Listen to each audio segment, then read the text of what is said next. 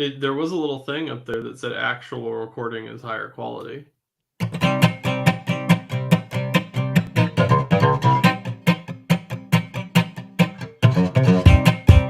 Welcome to the CouncilCast. This is episode 285, being recorded on January 30th, 2024. The council is now in session, and as with every week, we will make arbitrary decisions about topics on science, technology, and random shit.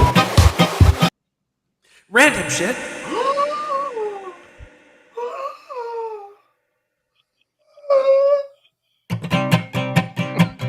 With little background and next to no expertise. What the fuck? When did we sound more brilliant?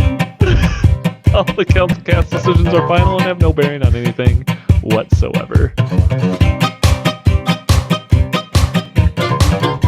That actually sounds like a pretty good recording. It was, You know that means when he dies, we can just continue to use his soundbite. we will certainly do that. Oh, that's great. I did not expect you to just have a soundboard with Brian's random shit echo queued up. Oh, you didn't know that this one. Random shit. Random shit. That one is also Brian. I didn't know that. Yeah.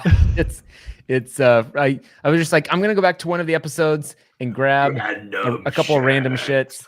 And that one, I think whichever one I just happened upon, we tried like 3 or 4 different random shit intros for some reason. And I was like, oh great, we're just gonna cut all these out. Amazing. And because it's on its own track, then I don't have anyone else's anythings. So it's a pretty cool little thing we have going here. That's pretty cool. It's almost as cool as understanding why pee is yellow. I would love to understand that. Because it's lemon flavor. How did you know? Dang it. Experience. Spoiler alert. Why yes, is apparently it yellow. Apparently so we knew that the reason, well, at least we know why urine is yellow, but we didn't know why that thing was created in the first place. So it's called bilirubin, which is an orange pigment released by red blood cells after they die. Maybe and that we knew about. Like you have when you're jaundiced and stuff. Yeah. Yep. Like that's, Yep. Yeah. What's your bilirubin count? What's your pee's bilirubin count? Blow it all up. Blow it up. Yep. So we didn't know that, but then what we didn't know is that apparently gut microbes then use the bilirubin to break it down into a colorless urobilinogen, which apparently when that degrades, it turns into a yellowish urobilin. Yeah, there was a lot of stuff in there that sounded almost like urea and then also hemoglobin. Yes. Are you making up most of these words, or are you reading something? A little bit of both. How about that? Got it. But yeah, apparently that bilirubin gets reduced into another thing, which then degrades into something else, which is yellowish, and then that is actually what gives urine its yellow tinge. So that's the thing we didn't know about, is that the gut microbes are what is actually causing that thing to degrade and turn into okay, now it's starting to sound like an infomercial. And wouldn't you know, you can buy 2 for 1. Two of these pills will get rid of your bilirubin urine flavor. Now in lemon. There you go. So now lemon flavored. You can turn your urine into a lemon. Your urine gets darker the more dehydrated you are. I assume it's just because there's less liquid to dilute the. Yeah, it does not talk about that specifically. I also had that same question as I was reading this article. I read the thing and did not see any mention in the article. I mean, my assumption is, like you just said, though, is that when you drink water, it just passes through you. So if you're dehydrated, there's less water dilution going on. That's my guess. I mean, it's like if you've laid in bed all day because you're not feeling super great and you haven't been drinking a ton, and then you go pee and you're like, oh shit, this is gonna be one of those brown peas. Yeah. Yep. Or you just take a whole shit bot of multivitamins, and then your first pee is like electric yellow. Yeah, you get like a lime green pee. That would happen to Katie when she was on like prenatals and stuff. It's like you're like peeing fluorescent. That can't be good. I recently have had like a lot of headaches. I was trying to figure out what's going on. And then I started looking into it and started drinking more water. And I started drinking more water. I feel great. I was taking a B vitamin. I was like, oh, I'll take a B vitamin. I hear that's good for you. But then I was like, I double checked and like I had the B vitamin that I was taking was like an astronomical amount of B12. And then there was a huge amount of B12 in my multivitamin.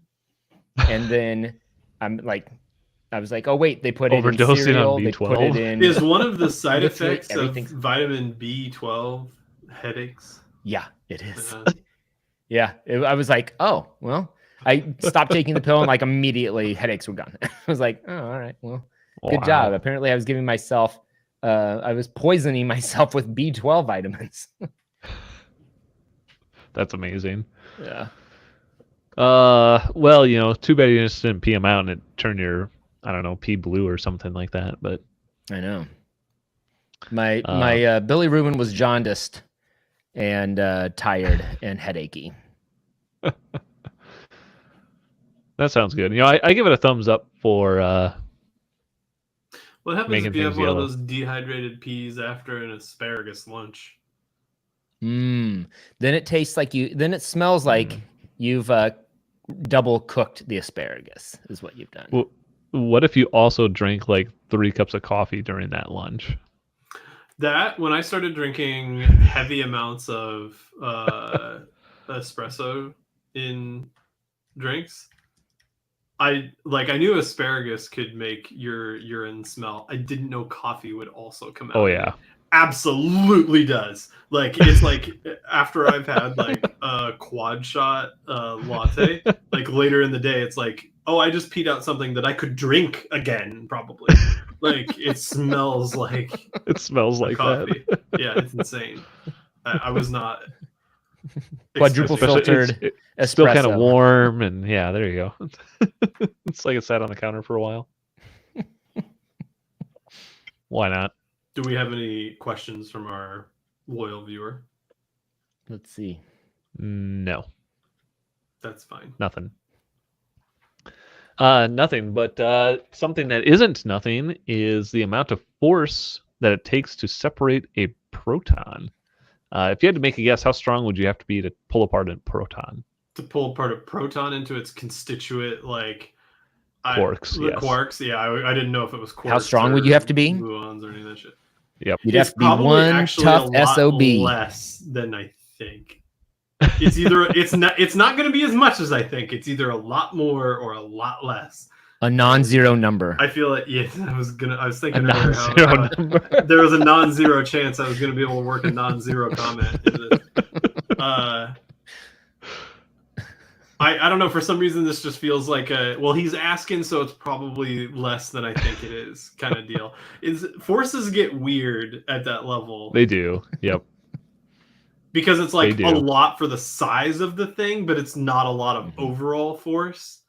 That's what she said. Because everything we're dealing with is not at everything we're dealing with is the result of the quantum level, but not like so low level that we're talking little tiny forces. What is it? Is it a lot or a lot?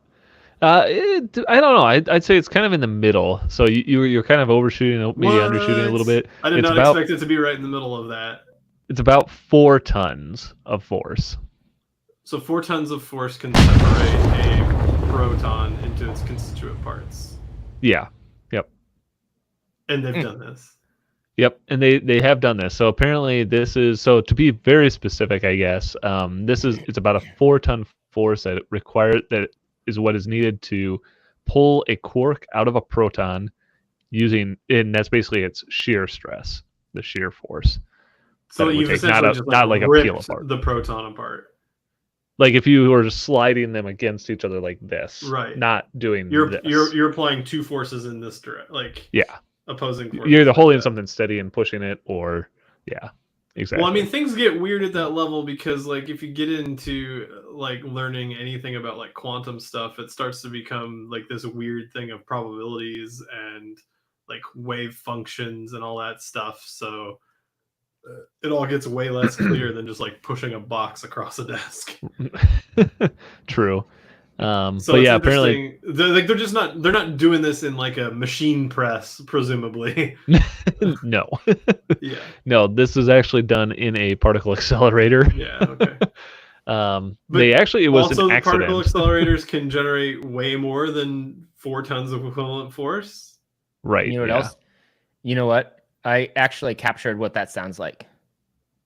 Yeah, that is what it sounds like. That's the sound of a proton I being ripped knew I apart. heard right. it somewhere before.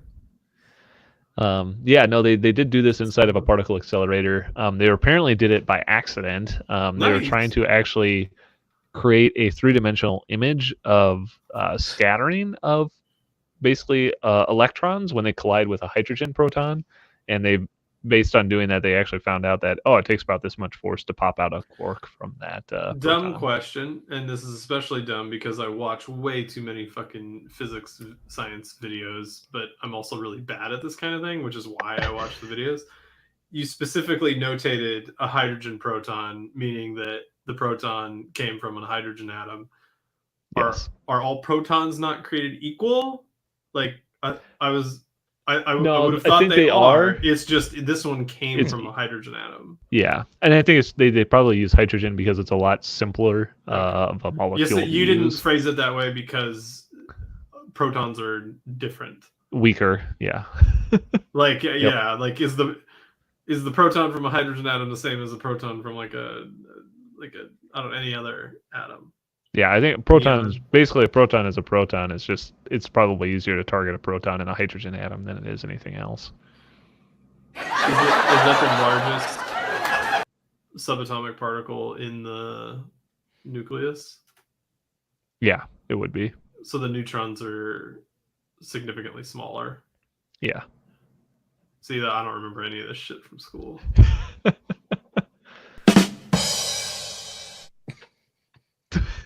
Cool. Perfect. Cool. I give it a Cool, thumbs cool, up cool. for ripping a good one. What's the significance? Other than we did it. Other than just knowing it, Yeah. they don't really go into. I mean, it's what not like they were finding really out gonna like do with quarks it, and so, stuff. Like none of that's new. No.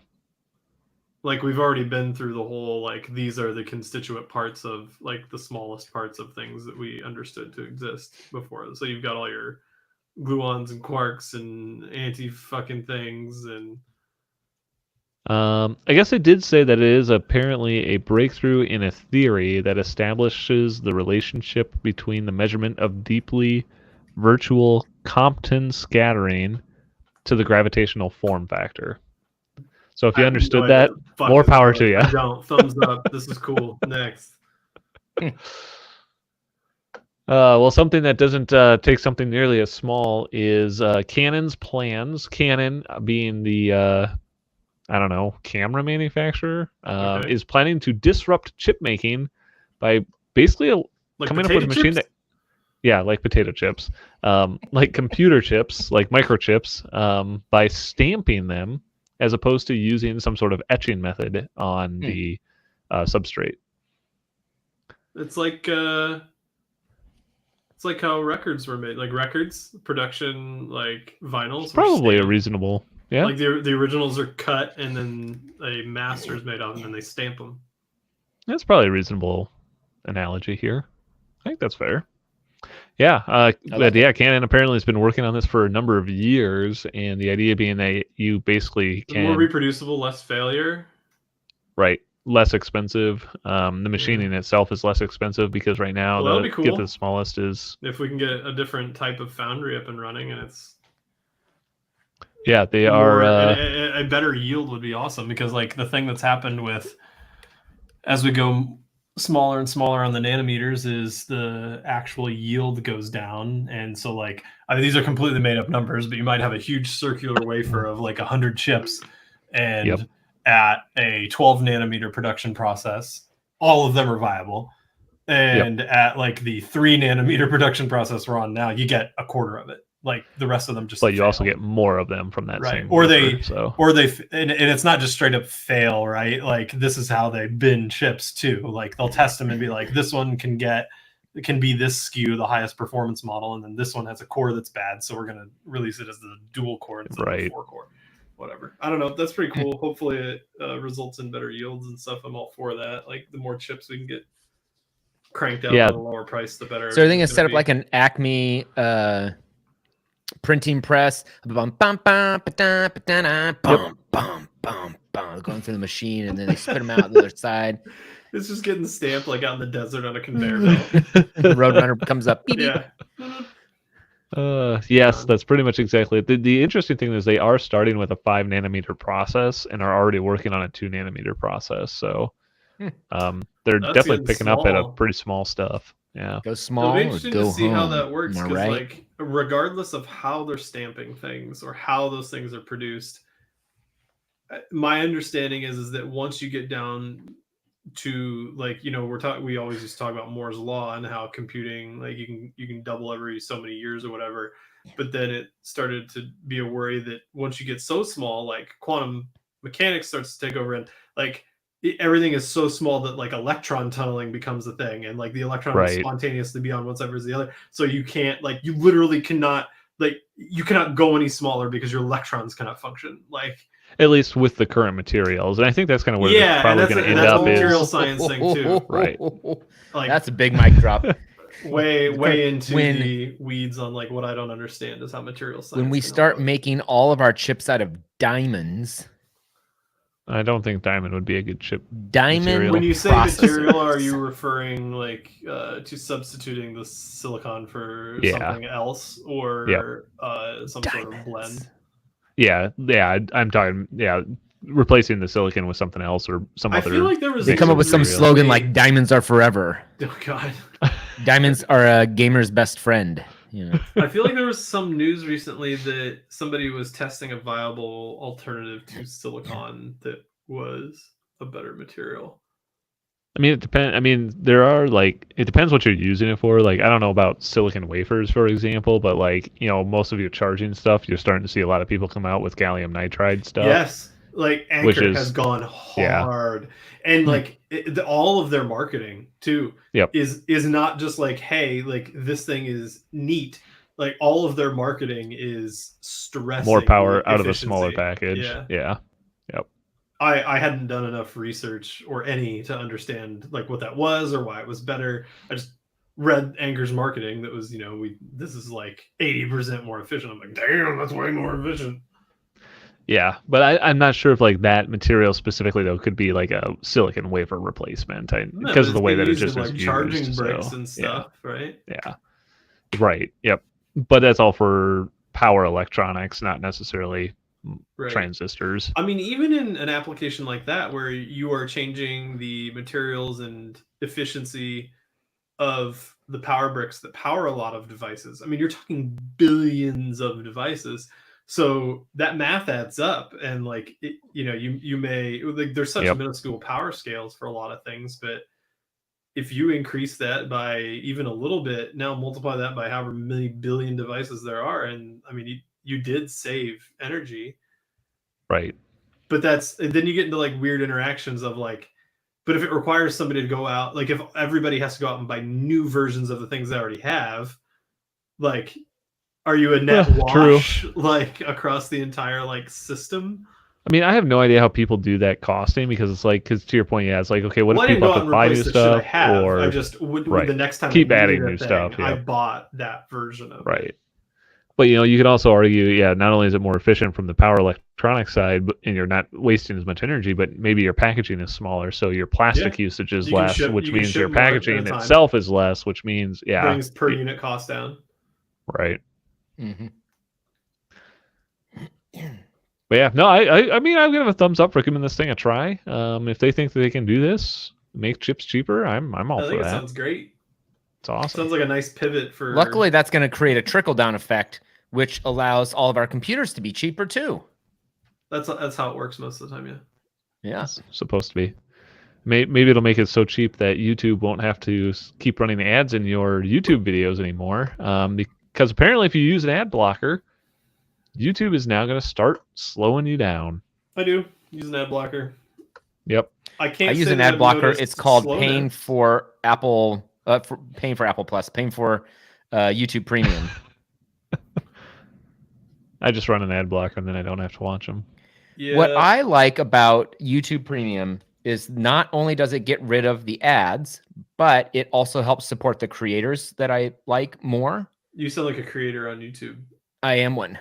We all are actively creating stuff on YouTube right this second. Yeah, this isn't lost on me. When I started to become more conscious of that type of thing, I felt bad about like the people that I enjoy watching because I run an ad blocker, but I'm not going to stop running my ad blocker because like I hate it.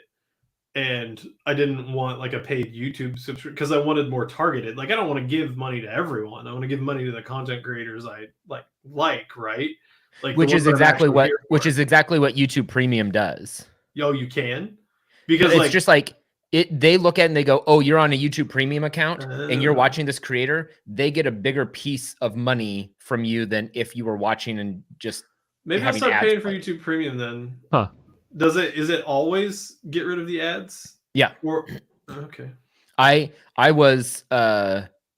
started paying for a Curiosity Stream and Nebula subscription because a lot of the YouTubers I watch were on that platform, and them getting a bigger percentage of the ad revenue was not the only sell. Like, yeah, because they all broke off and made their own thing over there, right? Like with Nebula and Curiosity Stream, and they release more videos over there because like there's this weird and you can probably explain this, Silas.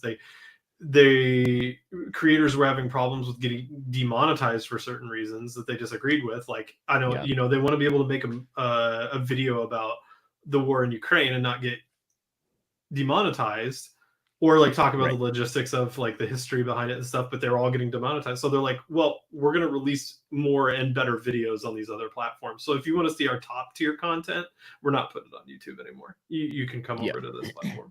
Well, and the other hard part is I think for a lot of those creators specifically is that they have, let's say they have 1 million followers. Of that 1 million, even if it's 1% who say, man, I really want to watch their videos all the way through, no matter what they do. Yeah. That's not going to earn them hardly any money on YouTube. But if you're paying a subscription for $5 a month, that 1% adds up pretty fast. And when you start to pool that money together with the other, with a team of other creators, and you're like, wow, I'm paying this one monthly subscription for all this stuff, then they're bringing in a giant audience. It's a really smart move on their part. And honestly, we try to do that with all the creators that we work with too. We're like, create something for your super fans that they will pay you for limited exclusive content. Or I don't want to bring up Linus because I'm sour on their channels because of everything that went down, but they're a really good example of create something that your maniacs will buy. Yeah. Because they created that fucking screwdriver and tons of people bought it. I bought one. It's a nice screwdriver. I like it. Yeah, exactly. Yeah, but there's a lot of other platforms like that too. I mean, I know I've listened to some podcasts, I don't know, through Maximum Fun, and I think they've got like their whole thing where you can watch their normal episodes for free, but they've got like bonus episodes, and depending on which show you're watching, it's weekly or monthly. It seemed to be on the YouTube but you have to be a side, subscriber. It was a lot of the big sciencey YouTubers that got together and were like, let's make our own thing.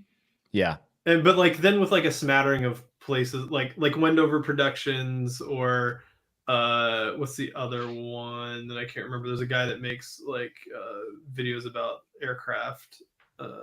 Mustard maybe might be the name of the channel. But then even people like Grady and like, Destin and people like that, they're all on that platform over there. Like, so I wonder if they get way fewer views over there, but it's probably just a way bigger percentage of money because all of those people are paying subscribers. Like, I don't think you can use those platforms without being a paying member. Yeah, that makes sense. Makes sense. So like maybe they don't care. Like as a creator, like do you care if you go from your 1 million follower channel on YouTube to your 100,000 follower version of the thing on Curiosity Stream, but every single one of them on Curiosity Stream is paying? Yeah. Like I know I could be like mixing up which one platforms. No, like Nebula this versus is something. Curiosity Stream, but This now is you exactly like, what these we are talk about guaranteed with payers. Like their money. It makes it worth it a lot more when you're like, I know that people are actively paying for this, and not, well, I hope that the video gets picked up by the algorithm. Right. Because it's really frustrating when you put a lot of effort into a video and nothing comes of it. And another Patreon answer was a to thing this too, is right? Like you could patronize individual people. Like that was the point of like Patreon is Like Patreon. yes, exactly. exactly. And that's exactly what I was just going to say, that like Patreon is another very useful tool for content creators who don't want to, who are like, I just want to put stuff on YouTube and I don't want to make it any more complicated than that. And then their super fans are like, okay, we get it. Make better content. Don't worry about the algorithm. We've got your back here. Here's $5 a month. Yeah.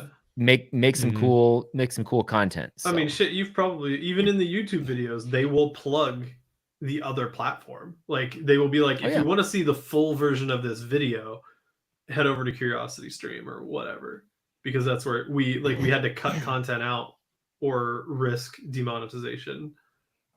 Yeah. No, that's YouTube, man.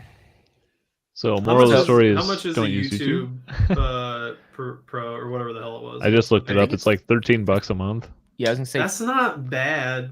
$13-15 a month, something like that. And if it's a model where the people that I do watch get more of the share of my $13, like I'm okay paying $13 a month. You know how much YouTube I fucking watch? Yeah. You know, if I did that, all my YouTube money would just go to Coco Melon. So. Mine, yeah, I think Blippi's getting a lot of ours right now. Yeah. They'd be like, "Oh, you watched one science show and like 100,000 Coco Melon episodes." Yeah. Okay. Fucking Hey Bear, rich as shit. I mean, those places are making tons of money anyway. Any of these people that plugged into the parents need something to put in front of their children, their channels, man. They don't make anything. Really? Yeah. No, this was a whole thing that happened a couple years ago. So what's the incentive for, like, surely your parent, you know who Hey Bear is, like the Dancing Fruits. Yeah. Like, how is that place not just rolling in cash? And if they're not because of those they videos, are rolling in cash because they get millions and millions of views.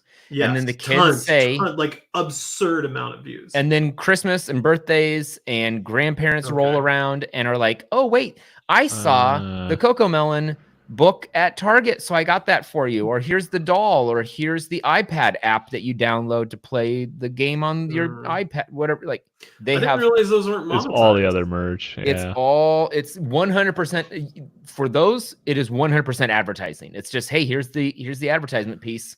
I guess that makes sense, because if it's a kid watching, they're not directly clicking on something, and like, especially like a toddler, like my toddler isn't clicking on the ad and then clicking through to a purchase on. Like, they used to do it that way. They used to allow it to be monetized, and people were exploiting that in bad ways. And so they're like, YouTube was like, shut it down. Interesting. My kid knows how to at least click the skip button, so. Yeah, Eddie's figured that out too. He'll pick up the Roku remote, and like when it goes to like the end credits and the little next episode thing is there, he knows. I think because Katie showed him, all you have to do is pick up the Roku remote and press the center button. Yep. For whatever reason, we haven't showed that to Finley yet. We should, because he loses his mind every time he's like, next show, 20 seconds. You can't wait 20 seconds because that's how long it is. Yeah, I literally yelled from the other room this weekend. I was like, she's like, next show, next episode, and I'm like, just push the center button. And I come in like 20 seconds later, she's already into the middle of the next episode. I'm like, oh, okay, you must have figured it out. Nice job. But anyway, I don't know. I'm gonna go with thumbs down on ads for YouTube. So I just I'm don't gonna like go for watching a them. thumbs up for ads on YouTube because that's how I get paid. Maybe I'll add that to my list of things to research and start paying for. Is YouTube Premium. I didn't realize that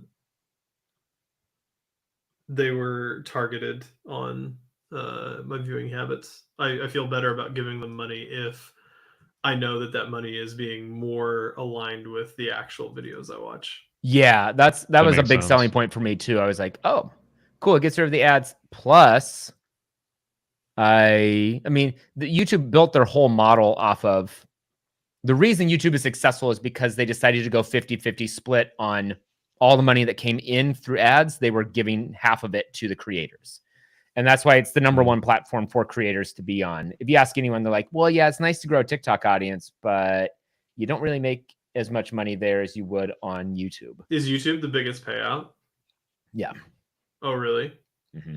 I know, like, some places I'd seen breakdowns before, like as far as like social media platforms go, how far does your ad dollar go? And like Reddit was super far down the fucking list. It was like you basically can't turn ads into money on Reddit, basically. And then yeah, and this has come up before on music platforms too, where like Spotify pays very little and Tidal is better, and Tidal actually does the thing. Wait, that's why I pay for Tidal now, because they do the split on, like, if you listen to an artist more, they give them more of your portion of the subscription. That's cool. Well, that's the way that it should be. That's the model. I mean, makes it's the most sense, directly right? supporting like the artists that are keeping you on the platform, right? Like, I mean, it stands to reason that the place you watch the most is the reason you're there. Exactly. Makes sense. Well, if you're going to keep watching stuff on your phone, you might decide that you are tired of using your fingers to point and click on ads, and you maybe want to use your mouth instead. And so now you can use the mouth pad. The what? The mouth Nom, pad. nom, nom, nom. This just sounds The mouse like pad, with which a turns your lisp tongue. saying mouse pad. It is a device you put inside of your mouth that you can use your tongue to control your Oh, this would be like an phone screen. accessibility thing. Yeah. Or a laziness thing. Yep. No, probably mostly an accessibility thing. Let's not insinuate that the differently abled person is just lazy. Neat.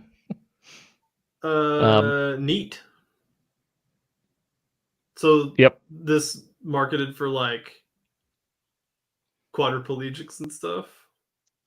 I'm looking at it.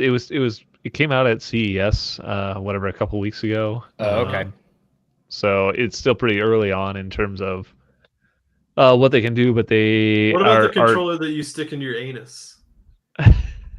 That's for cheating at chess. Yeah, I was gonna say there's probably a market on the digital chess. Let me tell you, they had an entire hall at CES for cheating chess devices. It was just the adult superstore next door. Exactly. Amazing. I saw. Yeah. Oh, go ahead. Go ahead. No, I saw this thing the other day that was it was like imagine the helmet that Doc Brown wears in Back to the Future when he's trying to read Marty's mind. Anyone? I don't remember that. I've seen him. I just don't remember the helmet you're talking about. So it was a helmet. It was a helmet type thing, but it actually was connecting to the person's thoughts.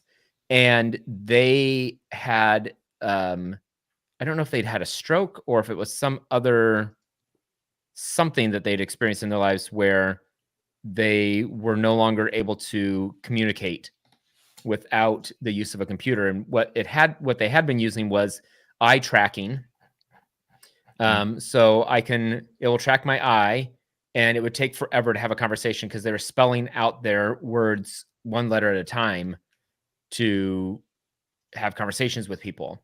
And this was a thing that was essentially reading their mind, and then it created an AI. It had this like avatar. And so the avatar was sitting there and had a voice, and they were thinking thoughts, and then the avatar was talking, and there was lag, but it was like 1,000 times faster than what they had been doing. I'm curious if this I'm curious if this is faster than the eye tracking. That would be my question about this. Is there a mouse? That's a good question.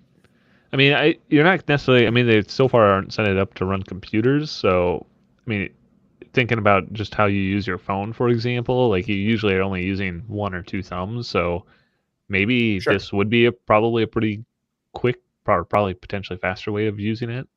I could see that.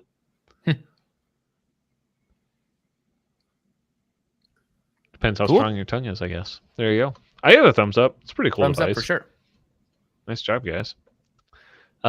Something that you probably can't use that to control, though, is your Tetris game, which has been beaten for the first time. Oh yeah, as by a 13-year-old. This was so crazy. This was fantastic. I watched this whole video. I played this as a kid, and I always get to that spot. And I'm like, why would they make the end of the game just it goes too fast for us to do? That seems cruel. But then people started figuring out all these additional ways to like hold the controller. And so you're not like pushing down on the controller like this to move things around. You're holding. Oh, I did something weird to my phone. You're holding it. You're holding on the button here. And then you're like hitting the controller, or like you're like flicking your fingers like this. Oh, I did something else weird to my phone. So you're flicking it and you're holding the button on the underside. So you're getting like a whole bunch more hits than is fast and is like as fast as your thumb. So people started using that method, and they're like, oh, well, if I do that, then I can move on to this next level, because it doesn't get any faster past like level 10 or something like that. Yeah, like 16 or something, I thought. Yeah. So it's like it like maxes out its speed, and so you're like, okay, I've reached the speed, and that's level 29 is where it reaches its fastest speed. And then people started winning, but they're like, I keep getting higher and higher, but I can't seem to reach the top. Well, what somebody did was they programmed their own like Hackintosh version of Tetris something or rather, threw it into a computer and let the computer try and beat Tetris to figure out where the code would break, where it just like filled up the RAM with way too much data and just crashed it. Because they're like, well, it's either going to get to the end screen or it's going to crash it. And it ended up crashing it. But in the process, they also found that like there are all these different levels. There's like dark level where it's almost impossible to see the different the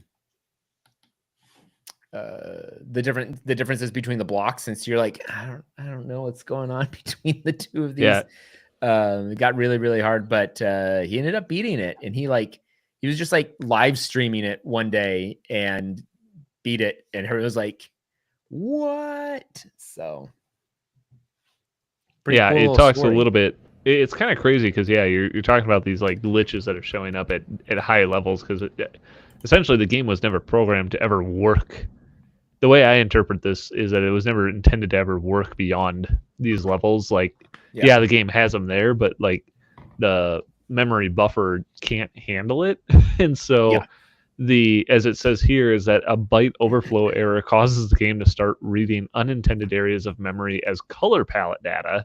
Yeah. Which literally changes the color palette that's being displayed on the screen because of an overflow. And so then, it says that pieces can become so dim that it's almost invisible against the game's black background, which happens at about level 146. But yeah, it's crazy. It's kind of a sad story. The kid's dad had passed like a few months or a year, somewhere between a few months and a year before he did this, but the kid did end up meeting the two game creators. Like they're like, you're the first person to beat the game. He was like on the news. They were like doing a video call news thing, and then the creator showed up on the call. Like, hey, congratulations, kid. He's like, whoa, thanks. I don't know what to say now. But it was pretty, I don't know, it was nice that they did that. Yeah. It's also somehow surprising to me that they're still alive. I feel like that game is 1,000,000 years old, but like it's from my childhood, so it's also should not be surprising to me at all that the creators are still alive. I don't know. Maybe I just imagined that they were living large on that Tetris money, just like lived a little too hard, if you know what I mean. That Tetris money. Something like that. Stacking bills. Real crazy. So if you want to have some real life goals and try to beat Tetris, there you go. 13-year-old did it. Only took 34 years. 13-year-old did it.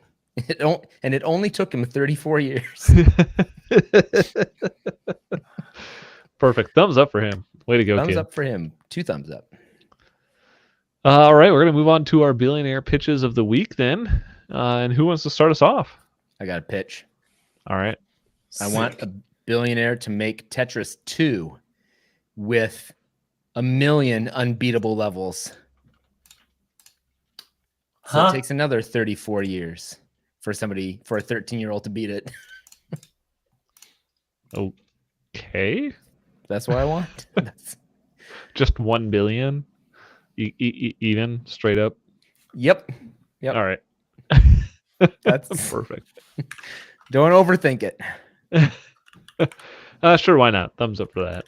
I'll give you that. Let's see. You got a pitch for us tonight, Matt? No. There we go. Oh wait, Blaine has one. Sorry, I forgot. I don't know if I had one. I'm trying to think of one actually. I think my pitch would be okay, here's my pitch.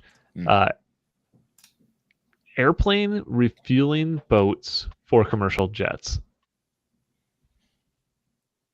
So if you're flying across the ocean and you need to refuel, you can land your airplane like, I don't know, on a gigantic aircraft carrier. like fuel up and it'll just take off again. Yeah. Would a mile be long enough for Oh yeah, easily. Would a mile long runways aren't carrier? A mile long. You just need to find the longest runway and just make an aircraft carrier that long. Hey, aircraft carrier. Yeah, how long is the longest? Yeah. How long of a runway does a 747 need? Approximately 8,000 feet. Yeah, I mean the Des Moines runways are like, oh, is this total or is this an individual? So it's like 1.5 miles long. Oh, Blaine crashed. Oh no, he's still What? here. No. Wait, how long did you say? 800 something? 8,000 feet. That's how much of runway it needs? A 747. Huh. This length allows the aircraft to accelerate the necessary speed, achieve liftoff, and clear any obstacles. For landing, a 747-400 requires a runway length of approximately 7,500 to 8,000 feet. I mean, you probably don't need to have it. You probably don't need to worry too much about obstacles that you clear, because if you're launching in the middle of the ocean, you're just going to launch into nothing. Well, I would, as a passenger, prefer the runway to be at least 8,000 feet. In the middle of the ocean, yes, it's going to be please. weird when passengers start dictating runway lengths. Well, there you go. That's my. Well, this is from Quora too, so take it with a grain of salt. Then it's guaranteed to be correct. It's only ever correct on Quora. Yeah, I give it thumbs. Right. I love this idea though, because there's give passengers a peace of mind. Don't worry, there are multiple emergency landing options in the middle of the ocean for us now that aren't just the ocean. We can land on, which is going to be super easy. If I know anything about super easy landing a passenger plane on a movie, just imagining the 20-foot waves and the ocean The aircraft carrier. It's gonna be is a bit of a rough landing tonight, folks. If I can time it right, we'll land perfectly. If not, hang on. just hang on to your butts. All right. Well, with that, we're going to go ahead and call this council meeting adjourned. Thank you for listening as we do record this podcast live Tuesday nights on YouTube. If you like what you saw and want to check out all past episodes of the CouncilCast, you can go to councilcast.org or not. You can also find all of the episodes on iTunes or your favorite podcatcher or not. And if you have a topic you would like the council's decision on, you can email us at IDon'tCare@councilcast.org. Thanks for listening. Goodbye. Random shit. Random shit. I also think there was not enough farting noises in that episode.